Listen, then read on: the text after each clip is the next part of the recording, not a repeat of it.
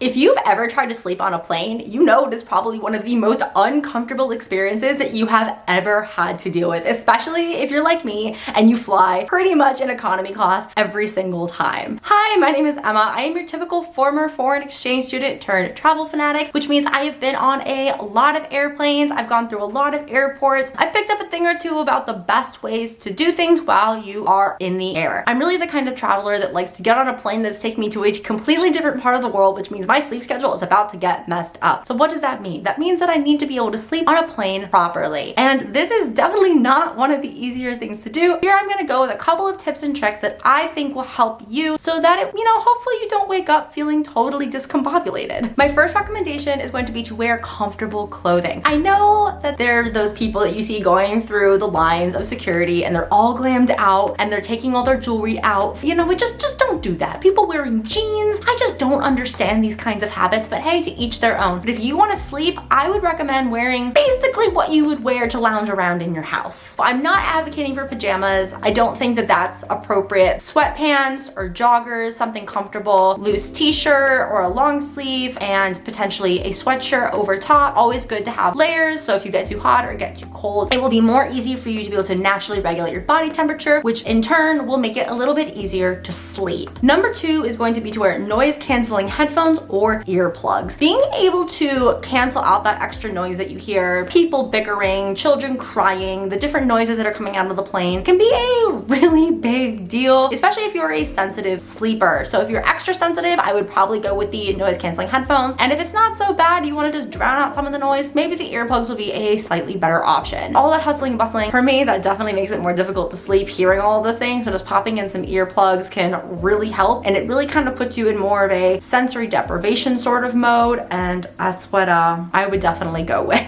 The next one on this list is going to be something that I've mentioned many times, would be a natural melatonin supplement. I have mentioned this in a lot of videos, so I don't need to go into too much detail, but you really only need about 5 milligrams or so. Take it about 30 minutes before you go to bed, and it'll just help make you a little bit more tired, so it will be easier to fall asleep. The next one is going to be to book your flights so that they more correspond to, I guess, where you're going. This isn't always possible. This is kind of more along the lines of helping to prevent jet lag, or if you essentially need to fall asleep at a certain time. So if you take like a late night flight, then it'll be a lot easier to sleep on that late night flight than if you're trying to go to sleep, say on like a 10 a.m. flight. This isn't always feasible, but it's just like a basic recommendation if it is something that you are able to do for the specific trip that you are taking. The next tip is going to be to avoid stimulants. So coffee, nicotine, energy drinks, so caffeines and things like that. Just if you need to sleep, stay away. Honestly, I would probably do a 24-hour detox before you go on your travels, just that when you do need to try to fall asleep, that stuff is pretty much cleared out of your system. For people who do suffer with nicotine addiction, I know this might be very hard, but if you need to sleep, that's what I would definitely do. Go at your discretion. If you can't sleep, not my fault.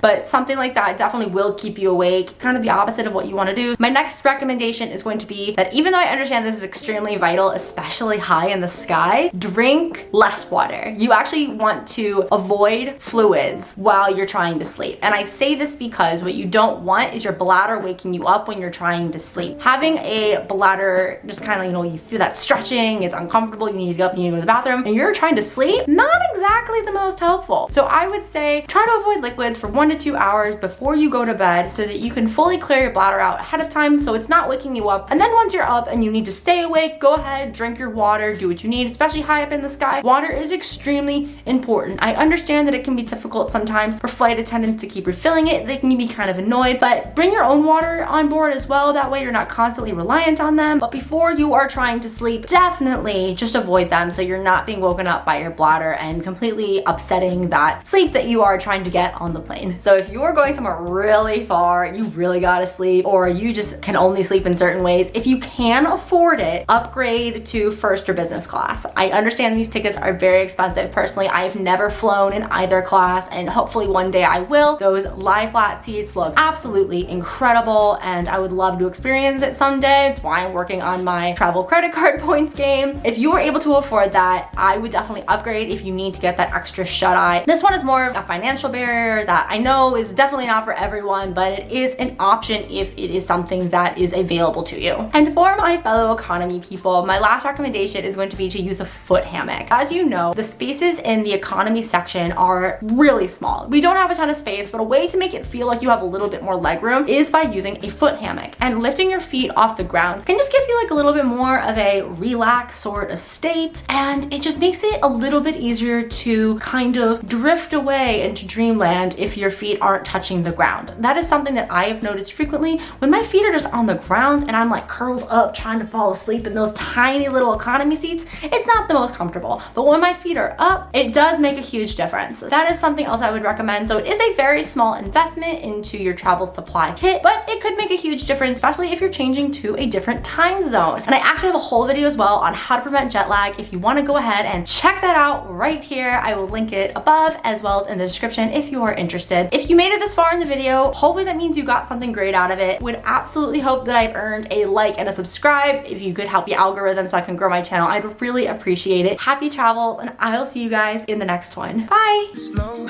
down, hold on tight now. It's okay to meet me at the front line. I've got cold feet.